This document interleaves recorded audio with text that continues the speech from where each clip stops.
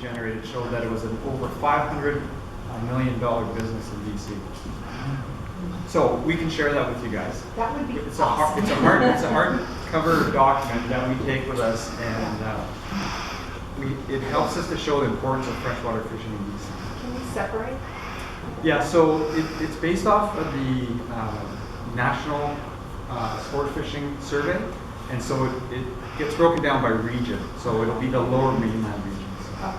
Yeah. Anyways, I was just gonna say that our organization was spun out of government in 2003.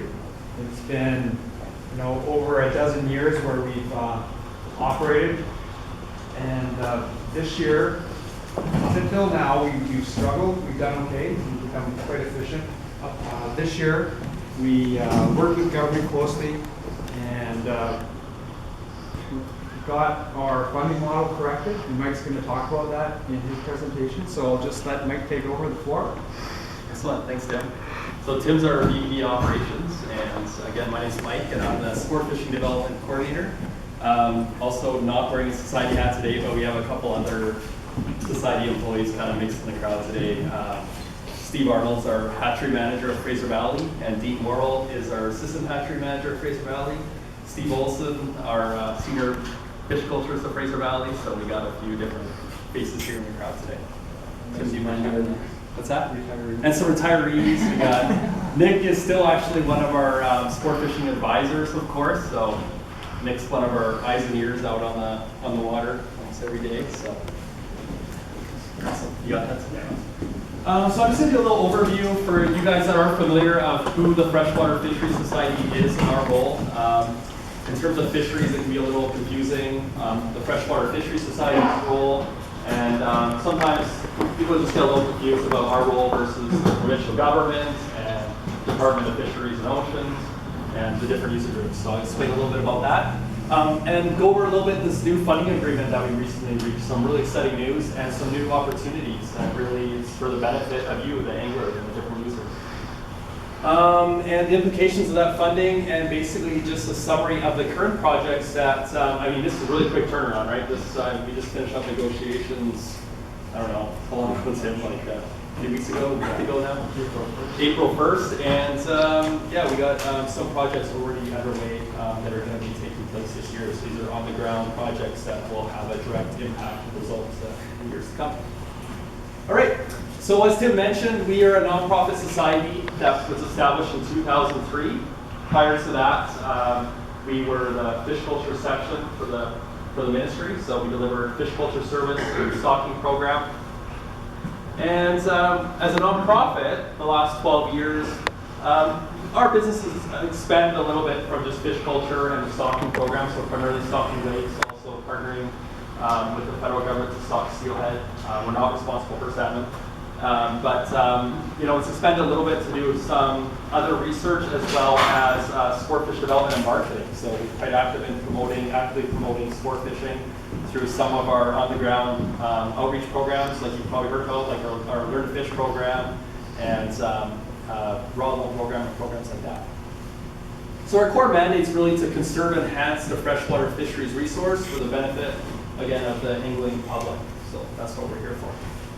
And our vision is to have the best freshwater fisheries in all of North America. So that's what we're kind of working towards. And our objectives really are to have thriving recreational fisheries in BC, to play a key role in the conservation and restoration of wild fish, and to steadily increase the number of freshwater anglers. Now, that plan now has been around for a couple of years, and with this new funding, we are looking at kind of realigning our strategic objectives and completing a new strategic plan, which will be in place here in 2015. So historically, up till now, since 2003, we've received about 70% of our freshwater fishing license revenue. And with this new funding model, this agreement with provincial government, we will be receiving 100% of that revenue, which is very exciting for us and for the angling public. It just means more money being put back into the resource, into projects and fisheries management. So I should mention here that for you guys that are familiar with the Habitat Conservation Trust Foundation, that's a surcharge that's included in your license fees, and they are still receiving that portion. It's around 24% or so of a freshwater license. So that is still worked in, but that's what on the ground projects do. They're a proposal-driven organization. You can apply for funding for different restoration and projects. So they're really very direct impact as well. So really 100% of dollar is going, the surcharge and the license fees are going back into the resource in freshwater in BC. So us as a society, our core business is our stocking program. And we stock over 800 lakes every single year with over 8 million fish. And that supports about 50% of all angling activity on lakes in the province. So really, it is a driver of freshwater fishing, particularly in lakes in BC. And we have a very close partnership still with provincial government. So we're contracted to deliver, it's a service model where we deliver the fish culture service and stocking program on behalf of the government. So we work very closely with the Ministry of Forest Science and Natural Resource Operations, who are still responsible for the resource in terms of management role. And that they'll still have that role moving forward with the new funding model, in addition to us receiving the additional funding. It's worth pointing out here as well, for this group, that DFO does manage the Pacific salmon, the sockeye, pink, chum, chinook, and coho salmon fisheries in this province. And for us, our hatcheries that we operate for our fish culture and stocking programs, we have the Fraser Valley Trail Hatchery just down the road in Abbotsford. We have a hatchery in the Kootenays in Fort Steele. We have a hatchery in Clearwater just north of Kamloops there. And we have a hatchery in Summerland as well as in Duncan on Vancouver Island. And we just a couple years ago now launched a year ago, I guess, our Sturgeon Conservation Recovery Center in Vanderbilt. So which is pretty exciting. I'm going to check over there. And we have our corporate office in Victoria, and then we also have a bit of a research and marketing team that work out of Abbotsford as well as in Vancouver at UBC. This is just a really quick breakdown of what we look like. So we have a business board that provides direction to our organization, and for our different divisions. So we have our hatchery operations, sport fishing development, so that's mostly marketing and promoting sport fishing in BC. And then we have our science division and corporate services out of Victoria. Science, sport fishing development, and hatchery operations we're like any typical nonprofit society, rely very heavily on partnerships for everything we do, whether it's other advocacy groups, groups of anglers, obviously the provincial governments and other players, federal, First Nations, etc., different governing bodies. So again, just to reiterate, primary focus right now, historically, has been fish culture, stocking of small lakes, primarily, promoting sport fishing, and improving science and fish culture relating to small lake management. So a little history about the funding commitment is back in 2003 when we became a nonprofit, the Minister of, what was it back then? It was, Environment, no? No, it was Waterlands and Air Protection in 2003. It's changed so many times. And actually committed to having all fishing and hunting fees dedicated to service delivery and not general revenue. Well, hasn't quite been the case for the last 12 years. So, about 21% of your license has been going towards general revenue. So that's something that obviously we have been interested in trying to correct, and other advocacy groups that support us in that as well.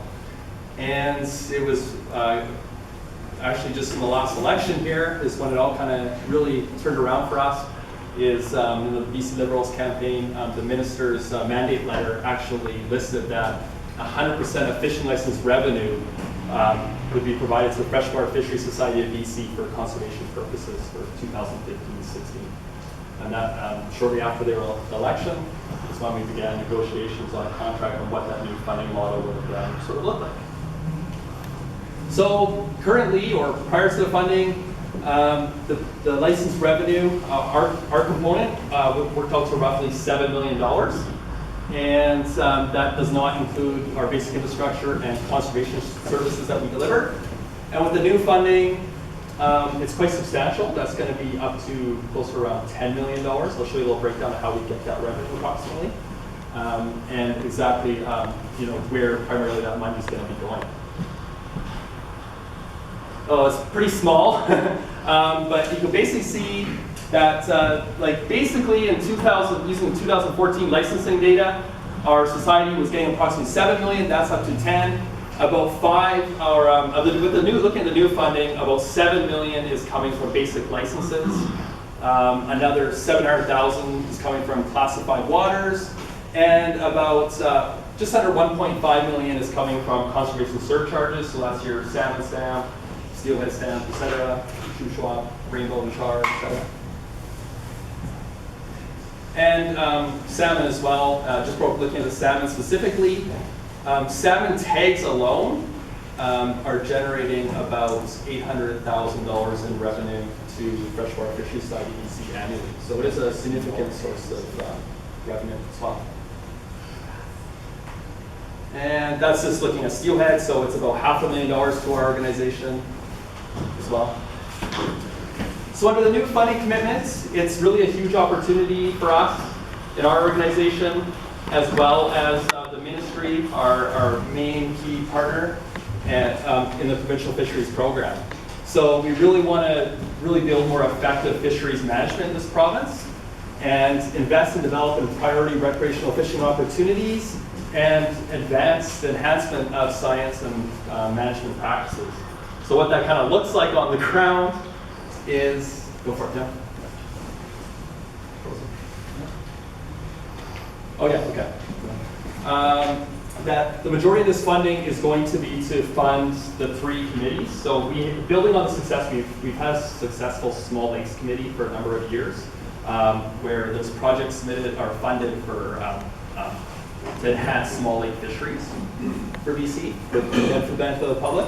But really the large lakes and rivers committees and projects have been almost non-existent. So that's something that's really going to be bumped up in the next couple of years, or actually starting this year, is we're going to fund the Large Lakes and Rivers Committee, and be looking at, historically we looked at mostly stock fisheries. We're also going to be shifting the focus to also be looking at wild fisheries in this province as well. And we really want to continue to improve angler access and infrastructure. So we're definitely putting money into access and infrastructure. And again, through the Rivers Committee, there is actually opportunity there that can directly impact and benefit salmon and recreational users of other fisheries as well. And that's something that's going to be available down the road here moving forward. And we're also going to work on improving compliance and enforcement on key fisheries. So obviously the province is responsible for enforcement through the Conservation Officer Service in freshwater, but we're looking at actually piloting a program where we'll directly fund targeted Conservation Officer Services as well. So within the committees, there is certain priorities, types of projects that get funded, and this is really key, is they have to be consistent with our constitutional purposes. So there has to be a benefit to the public in terms of a recreational angling and creating recreational fishing opportunity, which really aligns with the Fraser Valley Salmon Society and your guys' objectives as well. There has to be, really cost effectiveness, so leverage partnerships. Dean's talking about the partners the Fraser Valley Salmon Society works with for all these types of projects. More likely to get funded the more players they have involved, whether it's other funders like the Habitat Conservation Trust Fund or other municipal partners. And that goes for infrastructure projects or other type of assessment and research projects as well. And again, multi-year projects, obviously, usually we continue to fund year after year if it was already approved. And it has to be something that is likely, feasible to move forward in that year. So a lot of the groundwork has to be done in terms of developing contacts and, basically kind of the ground root, kind of the ground level work in terms of partnerships and feasibility needs to be in place prior to submitting the proposal. And again, just reiterating, the recreational benefit needs to be there, which I'm sure you guys are all interested in anyway. So again, this year, I got a couple slides of just projects. There's a fair number of steelhead projects that are on the ground for this year. I bolded a couple that apply also to this region or provincially. The steelhead harvest analysis, for example, that's the